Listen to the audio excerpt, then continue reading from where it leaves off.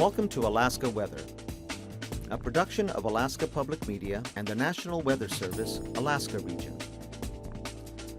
Produced and broadcast daily from the studios of KAKM, Alaska Weather provides complete forecasts, public, marine, and aviation for all of Alaska. Alaska Weather is made possible by the following sponsors.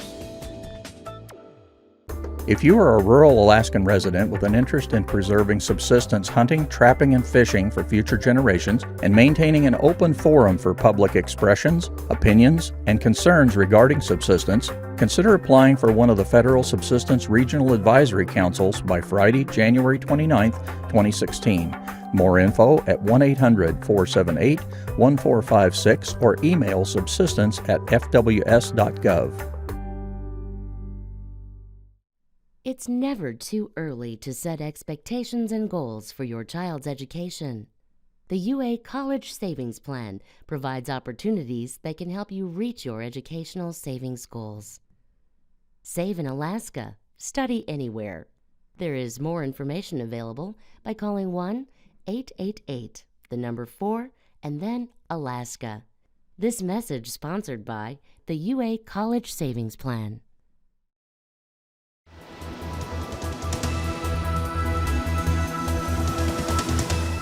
The National Weather Service.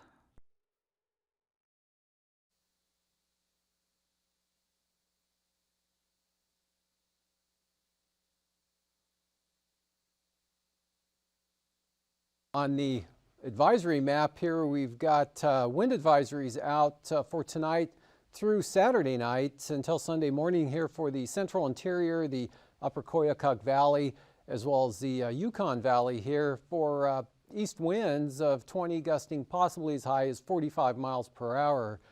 Moving on to the satellite imagery, you can see low pressure here, one center kind of pulling up to the Alaska Peninsula, another one farther down to the south there, and a front lifting northward, bringing gusty winds and rain here with storm force winds across Kodiak Island and windy conditions into Bristol Bay, and then kind of coming back around in northwest winds gusting as high as 50 miles an hour or more at Falls Pass this afternoon across the Alaska Peninsula there with rain and snow in that area, but the heaviest precipitation amounts occurring along the Alaska Peninsula and on back to Kodiak Island. Otherwise, some clouds overspreading the southeast coast throughout the day today, but basically dry through all those areas. Isolated rain and snow showers over Prince William Sound, but pretty fair conditions here in the south central Alaska, right up through the interior, just a few clouds, and mostly just clouds out here to the west with the clear skies allowing temperatures to remain below zero in quite a few areas over the interior throughout the day today. And we had clouds kind of cut off here around Unalaska where there were some snow showers today, and then skies pretty clear and calm out to the west there to Adak and Atka, and then you pick up the snow showers west of Adak on out toward Shemya. Otherwise, again, we're watching this front will continue to edge its way northward, the main push off to the northwest again. A lot of moisture out here over the Bering Sea on up into the Bering Strait areas, and this will all tend to shift westward, taking the moisture with it over the next couple of days, or actually for tonight and into tomorrow. And then on the chart, we'll see that there's about the position of the front roughly this afternoon, just south of Kodiak Island. Gusty winds gusting to 45 miles per hour there at Kodiak State Airport, and about the same there for King Salmon. Pretty windy but dry here over the southwest interior. Winds picking up to 20 to gust 35 miles an hour. Strongest around Bethel here. Breezy conditions up across the Seward Peninsula area. And then a band of snow out here to the west, mostly west of Nunivak Island and staying just to the east of the Pribilofs. Mixed rain and snow along the Alaska Peninsula. And again, the heaviest rainfall amounts here were from Kodiak Island back across the peninsula, where Chignik picked up 3/4 of an inch of rain today, and Cold Bay had about a 1/2 inch, and then 1/3 of an inch falling at Kodiak, with lesser amounts up along the southern coast of the Kenai Peninsula. And again, just some isolated rain and snow showers around the Prince William Sound, North Gulf Coast, very light amounts. And fair here over the interior. Arctic coast under high pressure that led to extensive areas of low clouds and fog there for the eastern Arctic coast all the way back to about Wainwright, with most of the light snow here off into Canada. And for the forecast tonight, that front approaches the panhandle there, and rain spreading in over the area later tonight and back up to the North Gulf Coast, increasing rain along the coast there, a mixture of rain or snow into Prince William Sound and the higher elevations, with rain and wind for Kodiak Island. Less in the way of moisture, kind of a mixed condition here, but dry in the lee side of the Aleutian Range there. And then there's a winter weather advisory out for tonight for the Pribilof Islands, looking for 2 to 5 inches of snow, excuse me, with gusty winds in that area. You're going to be kind of right on the edge of the rain-snow line there. But it looks like you will get snow tonight up to, again, 5 inches in some areas, and a mixture here down toward Falls Pass, but should be dry for Unalaska. And then AKwx westward, scattered snow showers, but light winds out that way, all the gradient here over the interior. And again, the tightening gradient here, increasing those east winds all through this area, especially over the central interior, back to the upper Yukon Valley. Again, looking at gusts of 45 miles per hour. Winds on the increase here, even over the northwest areas, but staying light. And again, low clouds and fog for the Arctic coast, maybe some flurries on the east side there with lighter winds. And then the forecast for tomorrow, that low center south of the peninsula slides back to the northwest like the previous one did into the southeast Bering Sea. Kind of a trough rotating around that. That's going to tighten the gradient up again. So gusty winds with rain here for Kodiak Island up into Bristol Bay. Southeast flow continuing to keep a chance of showers along the North Gulf Coast tomorrow. The front moving inland to roughly this position tomorrow. Could be some areas of light rain and snow with it, but very light precipitation, really more of a wind producer than precipitation here as that moves in, tightens the gradient up across the interior. Pretty gusty winds continuing well from the border all the way up, especially looking at an increase in the winds here over the northwest interior, with gale warnings out for the western Arctic coast down into the Bering Strait, and still flurries, clouds, low clouds, fog there for the central and eastern Arctic coast, and even some of that in over the north slope. But clear conditions over the upper Yukon Valley, the Brooks Range out to the Seward Peninsula. Variable clouds for St. Lawrence Island, but dry. And again, kind of right on the rain and snow line there for the Pribilofs, but most of the moisture back out here to the west. Isolated snow showers for the Aleutians and southern Bering Sea. Winds remaining on the light side in that area. Then this front shifting inland slowly and weakening. Chance of rain and clouds, cloudy with a chance of rain along the entire southeast coast. And again, more showery here for the North Gulf Coast. Looking ahead to Sunday, that low pulls back here over the northwest Bering Sea and takes all the moisture with it out into that area over the northwest and then back into Russia. Another system comes up from the south quite rapidly again. Same song and dance here, moving south of Kodiak Island. The next front bringing gale force winds into the North Gulf Coast, Gulf of Alaska down into the Barren Islands.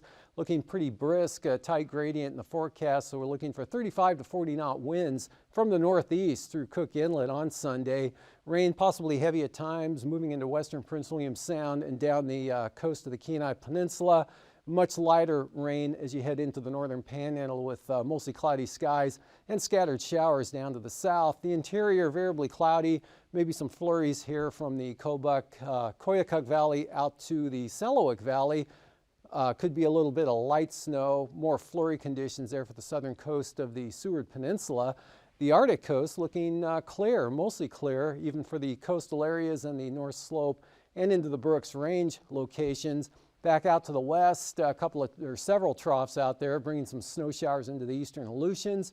Another one for Adak and Atka, and then more snow showers and west-northwest winds, keeping the temperatures down out toward Shimia and the Bering Sea. Again, strongest winds will be here up over the northern Bering Sea, with lighter winds now in along the southwest coast. For temperatures this afternoon, across the panhandle, upper 20s to upper 40s, 49 at Klawock. That was a warm spot in the state today. Contrast that with 27 at Juneau, otherwise Sitka had 46. And there's a 31 at Petersburg, 39 at Yakutat, up to 44 at Cordova. Same thing at Seward and Homer, 44 degrees. Kenai was 30, 22 in Palmer. By contrast there, kind of a contrast in temperatures up the valley with 7 degrees at Willow, 25 at Talkeetna, -4 at Gulkana, 16 below at Northway, Delta up to 6, and then back down to 11 below at Fairbanks, -9 at Tanana, 2 below at McGrath, but Sparrowvon up to 36. Real contrast here from north to south into the mid-40s there at Iliamna, lower to mid-40s across Bristol Bay, lower to mid-40s also for Kodiak Island. Up to the north, Fort Yukon, -18, -8 at Arctic Village, 3 below at Umiat, -1 at Bettles. Along the Arctic coast, temperatures range from 6 below at Nuiqsut, Dead Horse, and Atchison, to 4 above at Barrow, and even 9 at Kaktovik. Into the lower teens here back to the west and the northwest areas, but Selawik at 7. And Nome up above freezing, 35 this afternoon there, but Tin City at 15, Savunga 27. And just some scattered reports. That's Cape Romanzoff with 39 out there, otherwise Unalakleet and Bethel at 21. Pribilof's mid-30s this afternoon, and kind of chilly out here over the Aleutians. Adak just 19 degrees this afternoon, 28 out at Shemya with more snow showers, and mid to upper 30s here for the eastern Aleutians.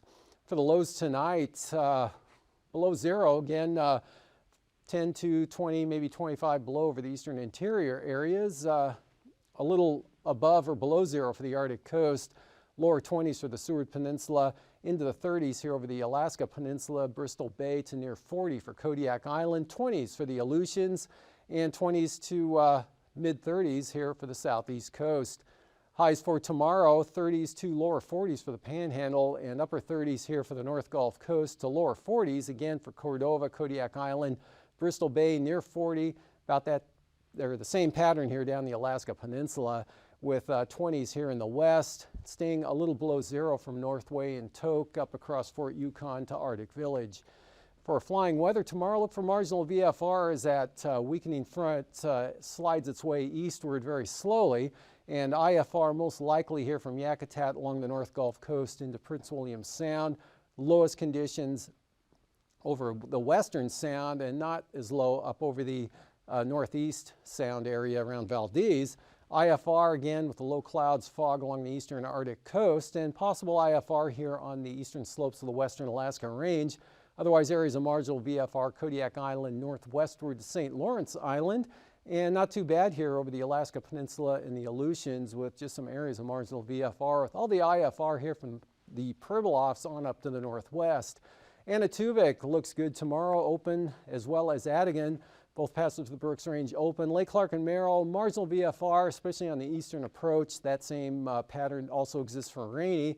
Windy VFR tomorrow. Isabel VFR becoming marginal. Same forecast for Montesta. Downward trend possible. Tanita, maybe some marginal VFR on the eastern entrance, otherwise open. And for Portage, IFR. Chilkoot and White, marginal VFR. Freezing levels shows 4,000 feet up here over the Yukon Delta, or Norton Sound and St. Lawrence Island, 2,000 feet up to the Seward Peninsula, and then the colder air coming in underneath here, and that kind of retreats back to Kodiak Island to the 4,000 feet along the southeast coast. For icing threats, kind of a narrow band here with that front in across the southeast coast, back into Prince William Sound to Cook Inlet, roughly around 2 to 11,000 feet of the light to very isolated moderate rime icing types, and some areas of mixed icing back here along the southwest coast, Kodiak Island, and from the eastern Aleutians across the Pribilofs.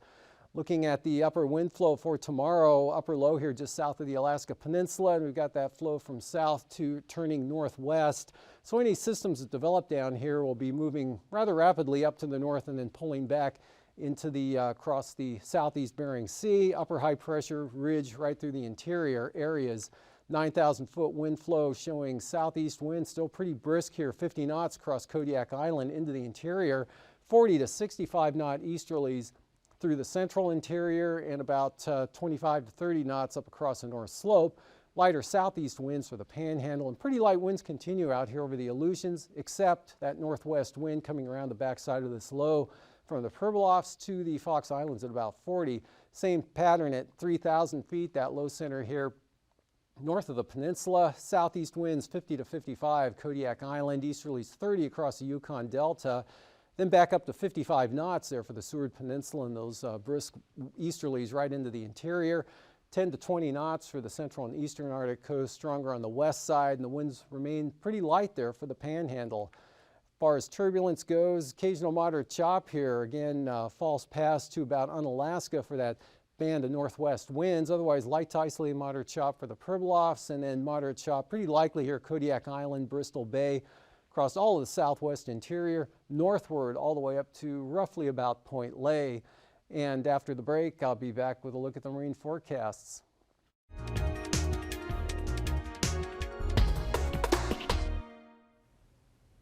Good evening, everybody.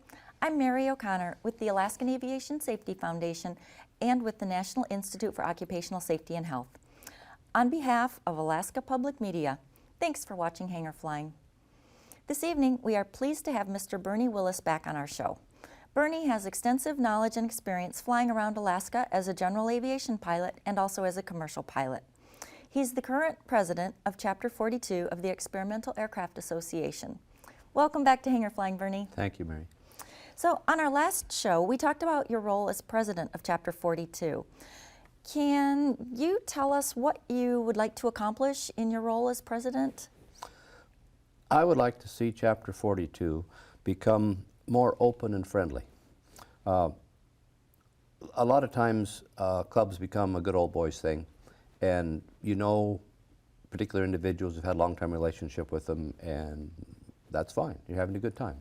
But aviation encompasses all kinds of disciplines, and we need to be open to the tremendous amount of information that's available to us. And this is only through being open, friendly, inviting, and letting people come and contribute. That's actually a great segue into where I'd like to lead our conversation. And I think a great way to kind of bring the circle around is to talk about how you got started in aviation yourself. I think that you have what used to be a fairly typical scenario of getting involved, and I'm not sure that it's so common anymore. But tell us how you got hooked. Well, my dad worked for Lockheed Aircraft. I grew up in aviation in that sense. He would talk about projects at work, SR-71, U-2, remember the Constellation, the Electra, and difficulties that they were having and how they overcame them and things went. And his interest for me was to be an engineer. And I thought that was fine. I liked engineering. I liked making things. But later on, I discovered that math past trigonometry was not working for me very well. And then a friend took me for an airplane ride. And I said, you know, I could do this. I could be a pilot. And from there, I went to investigate what a piloting career really meant. And of course, I had some contacts with people in airlines, and I found out that the pay was good, perhaps the time off was pretty good, and then that just exploded into other things. When you had time off and you had funding to do it, you could travel. And the travel for me was North America and Western Europe. That's the areas I was interested in. And so I was able to enhance my other interests, not only flying, but dog mushing. I was able to go to Europe and judge what was then the Alpenrad. I was able to go to Iceland and places in Europe and take courses on teaching horseback riding. Many interests that I touched were able to be enlarged because of the time and the finances that aviation provided. And today I have such a special situation going in Iceland. A friend is Ori Eriksson. He's a pilot for Iceland Air who comes here to Anchorage in the summer from time to time. And his wife is from Switzerland, but is very interested in Icelandic courses. Now, usually when I go to Iceland, I go to learn about Icelandic courses. But on my last trip there, I helped her with her horse. And then Ori, he's a member of the EAA chapter in Mosfellsbæ, Iceland. And so I've attended their meetings while in Mosfellsbæ near Reykjavik. So being able to travel has just totally enhanced our life. That's really nice that you could tie a lot of your interest into aviation. It's really served you well. We've seen the numbers of pilots decreasing and the numbers of people who are even getting into aviation as a career and a hobby are decreasing. What do you think we can do to get more people interested in aviation and keep them involved? Well, there's always the financial thing, and I can appreciate that. I remember when I decided to learn to fly, I went to the local flight school and found out that to get my private license, 40 hours, would cost $660. And so I was working at a lumber mill. I earned the $660 and went and learned to fly in, I don't know, 5 or 6 weeks. Just concentrated and did it. And then I was able to buy an airplane after that for $900. But you have to keep this in perspective. Minimum wage then was 75 cents. Wow. Today, minimum wage is what, $7 to $10, depending on the state you're in. But to buy that kind of airplane or equivalent airplane to that would probably cost $25,000. So really things are, they're out of proportion to what they once were. Bernie, thank you. We are going to come back and talk about some of the things that EAA is doing to help keep young people involved and engaged. Thank you so much. We look forward to having you on our next show. Thank you. Ladies and gentlemen, on behalf of the Alaskan Aviation Safety Foundation and Alaska Public Media, thank you for watching Hangar Flying. Until next time, fly safely.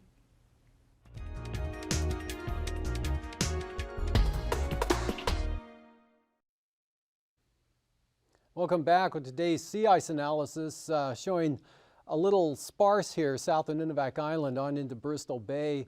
And the forecast for the next 5 days, no change for Cook Inlet, and from Nunivak Island on down to the south, not looking for any change as well. No increase in the offing there.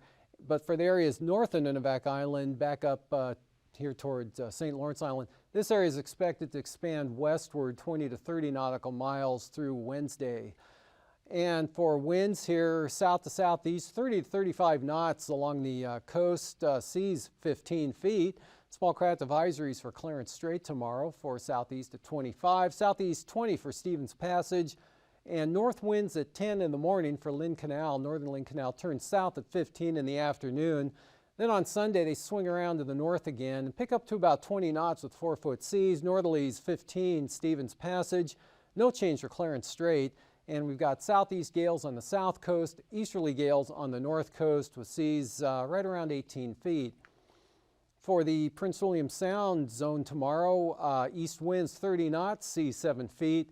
Gales here from the North Gulf Coast all the way down across Kodiak Island, even Shelikof Strait. East 40s blowing into Kamishak Bay, and 30 to 35 knot northeasterlies for Cook Inlet. So a couple of windy days here as those even increase to 30 to 40 knots. On Sunday, 45 knot winds for Kamishak Bay, 40 knot winds for Kodiak Island, and the Barrens here on out across the North Gulf Coast there with that next system coming up again. So pretty strong gales with 19 to 23 foot seas. For Bristol Bay, southeast at 35, otherwise westerlies at 40 knots here for the Bering Sea side of the peninsula, and then northwest gales here from Cape Sarachev to Castle Cape, and then east of Castle Cape on over to Sitkinak, they're south at 35. And then for Sunday, we've got northerlies 25 to 30 knots for the peninsula, northeast 30 for Bristol Bay and Sitkinak southwestward as well. For the Fox Islands tomorrow, gales 35 to 40 knot northwesterlies. The central Aleutians pretty light, westerlies at 15 and 15 to 20 knots all the way back out to Shemya. Then for Sunday, we've got small craft advisories here for west-southwesterlies in the western Aleutians. Otherwise, conditions staying pretty light here from Adak all the way across Unalaska, or becoming light over in that area south to southwest at 15. For the Pribilofs tomorrow, northwest 40 knots, easterlies at 30 knots along the southwest coast. We've got some northeasterly gales for St. Lawrence Island and small craft advisories here for the northern Bering Sea.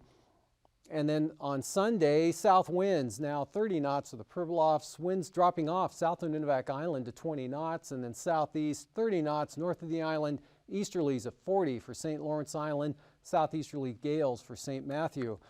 And for the Arctic coast there on the east side, north to west winds 10 to 15 knots, becoming northeast there for the central coast. Then we've got gales from Wales all the way up to Cape Beaufort, east 35, brisk wind advisories for the western coast. For Sunday, gales work their way up to the west side here about Point Lay, then diminish back down to 20 knots around Barrow. East to northeast, 15 to 20 knots there for the east side. And looking at the forecast for tonight, we've got this front again coming northward with the gusty winds and rain up to the North Gulf Coast. Heaviest again from Kodiak Island, right along the coastline there, and that pushing in to the southeast coast. Otherwise, fair over the interior, but those winds on the increase. Again, wind advisories for the central interior, upper Yukon Valley, gusting to 45 miles per hour. Chance of some areas of light rain or mixed precipitation here over the southwest interior. The most significant snow will be over the Pribilofs, where a possible 2 to 5 inches could fall both tonight and through tomorrow. And again, more wind and rain for Kodiak Island. This front moves inland and weakens, just a narrow band of precipitation in areas here with it up to mainly along the Alaska Range there. Pretty windy through the interior and getting windier up over the northwest interior areas. A few flurries along the Arctic coast and an occasional light rain there for the Panhandle, showers for the coast. And another system pulls northwestward here for more wind and rain for Kodiak Island, and again the North Gulf Coast as well. Possibly heavy at times, Prince William Sound, the Kenai Peninsula. Clouds, showers for the Panhandle, variable clouds, maybe a few flurries over the interior. And most of the snow back out here over the northwest Bering Sea. Snow showers over the Aleutians. Have a great night. These forecasts are to be used for planning purposes only. Call 1-800-WX-BRIEF for a formal pre-flight briefing. Always file a flight plan before you go flying. The U.S. Coast Guard Auxiliary urges you to leave a float plan with a friend or the harbor master before you go boating. Alaska Weather is made possible by the following sponsors.